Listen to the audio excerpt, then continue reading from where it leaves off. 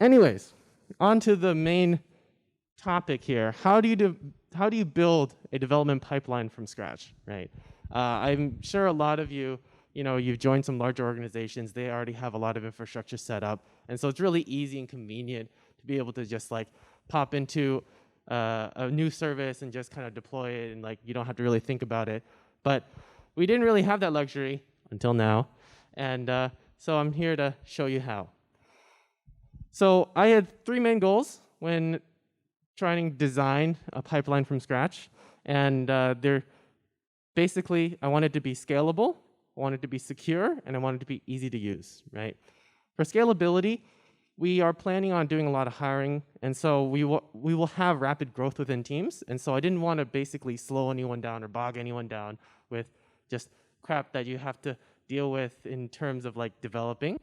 I just want them to jump in and then like start developing and just focus on development, right?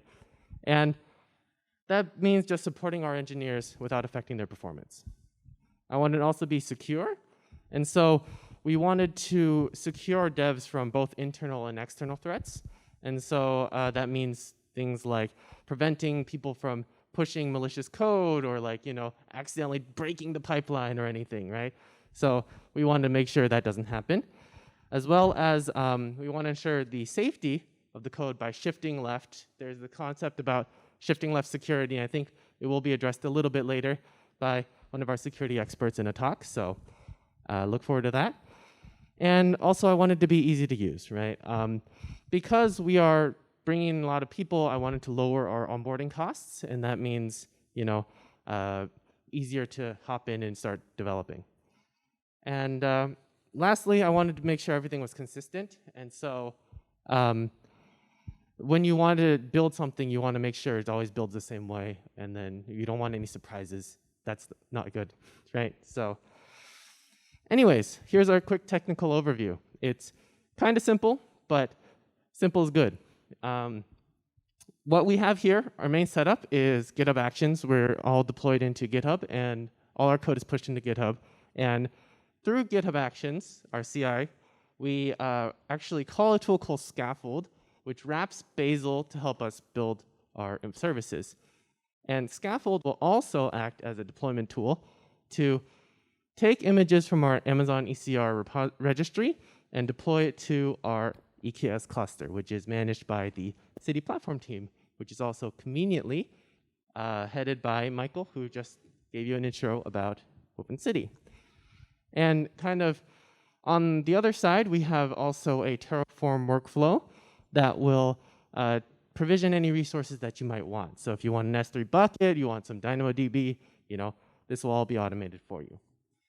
And some important things to note, we actually don't have any direct Docker usage in here because Bazel will be there to build everything, and we don't actually need to directly use Docker. And everything is secured through our AWS IAM and HashiCorp Vault. And lastly, the whole process is language neutral because I wanted the developers to have more autonomy on what they wanted to choose for their development. And if we lock people into specific languages, people might get mad and not develop as comfortably as they want to. And here is the quick developer experience. As you can see, it's even more simple, and that's what I want, right? So for local development, you can just run scaffold dev. And what scaffold does is it's a really nice tool. When you run scaffold dev, it will deploy your changes to the cluster, and then it will watch all your files. And if you make any changes, it will rebuild and redeploy automatically. So on your local cluster, on your local development environment, you can test integrations with the cluster. You can basically see everything all your code working in the environment. So this ensures consistency between your local environment and also the dev environment that you have. And for when you commit code, we have all that CI magic that I just showed you earlier. And lastly, you want to do anything with your cluster or anything, you have kubectl, which will directly allow you to control that. So what we have here is actually a monorepo setup. And there are various reasons why we chose a monorepo. And there's always a debate between monorepo and multi-repo. I'm not really going to get into that. But for our use cases, Monorepo was the way to go. And so here, what we did, we had a few important points to kind of assist development with the Monorepo. First things first, GitHub Actions has this really cool feature called the matrix workflow, which allows us to run the same jobs for a certain matrix of values. And so in the Monorepo, when we have our directories separated by service, you can run the same workflow for each directory. And so each service is equally treated among all of the action workflows. Secondly, we are using Durev environment management. And so because the Monorepo has all the services in it, and all the services need to run their own environments, we are able to isolate each service's environment variables through Durev to ensure consistency. And third, we have the HashiCorp Vault Secrets Manager. And if you haven't used the Secrets Manager before, it's really nice because it ensures everything, all your secrets stay consistent and secure, and you don't have any like weird access to them. And even if they do get leaked, it's very easy to replace them and basically revoke all your secrets. And lastly, we have Scaffold Profiles. Scaffold also has a really cool feature called Profiles, which allows you to set the configuration based on a specified profile. And this allows us to control things like the development environment and which environment needs which configurations. Okay, so what has all this done, right? So kind of the result is basically the developers can focus on backend, just focus on what they need to do. And so there's less context switching and there's less specialized skills needed. This helps us because it basically means we don't need to list in our job descriptions. You have to know every single technology that we use, and you have to be able to do everything at once because a lot of this stuff is done for you.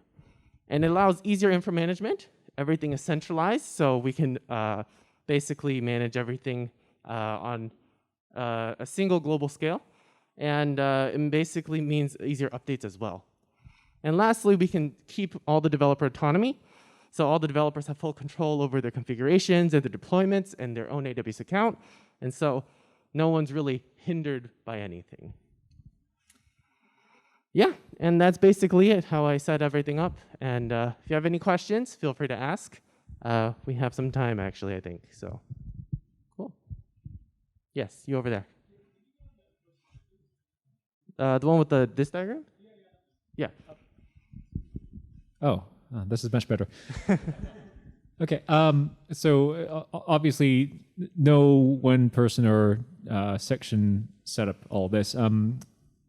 The major parts of this work, how many people or departments is that divided across? Yeah, that's a good question. So currently, as we're scaling up, we have quite a few projects going on. Basically, this is a at-will system. So if you want to start using this, you can. Because we have many projects going on in parallel, people will start on this system as they start a new project, or if they want to migrate their already existing system to this project, I will help them do that.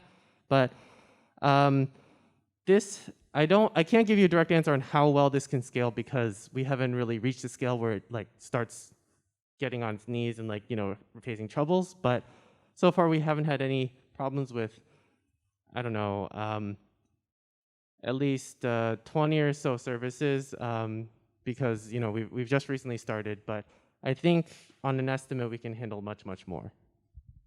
Thank you. Any other questions?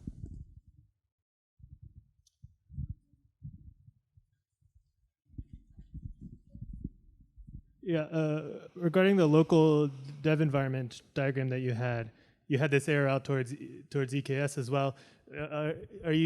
Is this actually a situation where even when developers are working on their own changes, that you're actually deploying this stuff out to a cloud anyways, and then managing it from there, and people are just connecting that way?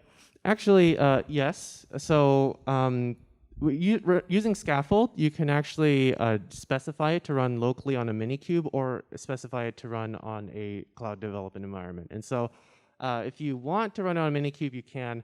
But if you want to test it out and test the integration with the environment, then you can also do that. And what it does is that it just spins up a new pod for you, and then just deploys all that to your pod. And so you can have many, many developers working in parallel, just have quite a few different pods going on. Okay. Any other questions? I feel like, I'm trying to like defend a thesis, but I'm like defending my presentation. And so if anyone wants to like kind of stab at me, then, that also works. Okay, cool.